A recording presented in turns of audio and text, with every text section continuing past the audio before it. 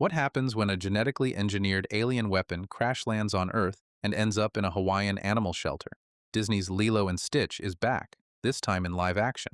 And somehow, it still feels just as heartfelt, just as weird, and yes, just as blue. If you're wondering whether Disney did this remake right, stay with me. There's one performance that absolutely carries the movie, a few new faces, and a message that hits even harder today. Let's dig into the chaos, the cuteness, and why this version still had the kids in the theater totally quiet. On a distant planet, a mad scientist creates a hyper-destructive alien named Experiment 626. But before he can take a victory lap, 626 escapes, hijacks a ship, and crash lands on Earth, more specifically, Hawaii. Meanwhile, Lilo is a strong-willed, quirky 6-year-old being raised by her older sister, Nani, who's barely holding things together.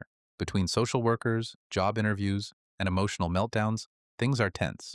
Lilo adopts 626 from the shelter, names him Stitch, and chaos erupts, in the most adorable way possible. As galactic agents close in, Stitch slowly starts to change. But change isn't easy, especially when your instinct is to destroy everything in sight.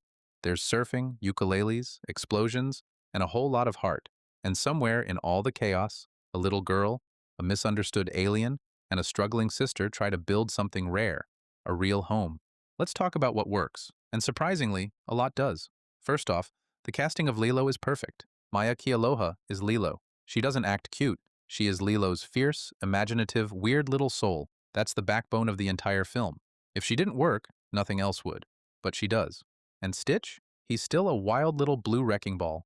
Director Dean Fleischer Camp could have gone too cute or too realistic with the CG, but it lands in the sweet spot. He looks a little mean at first, just like in the original, and that makes the later moments hit harder. Now some things are different. Captain Gantu? Gone.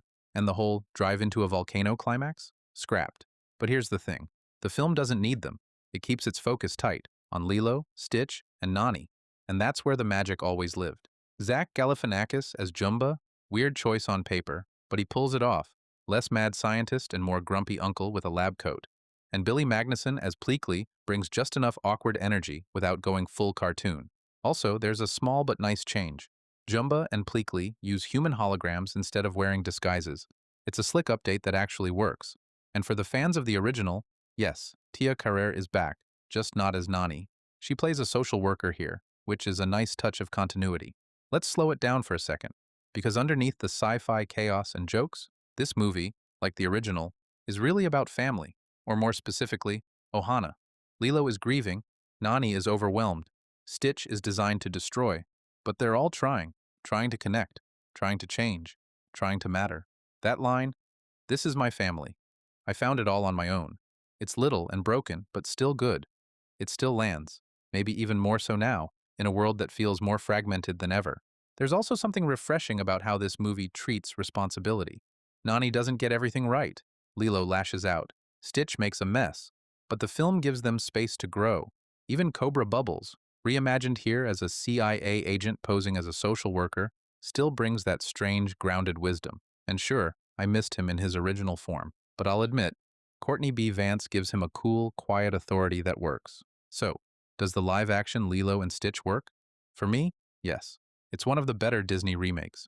It respects what made the original special, but it isn't afraid to change a few things, and it keeps the emotional core intact. Some purists will miss Gantu, others might wish the climax was bigger, and yes, I do miss seeing Mr. Bubbles as the social worker, but the essence of the story?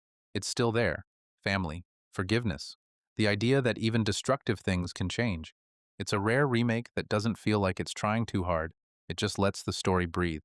The real win here? Watching it with my family and hearing the room go completely quiet.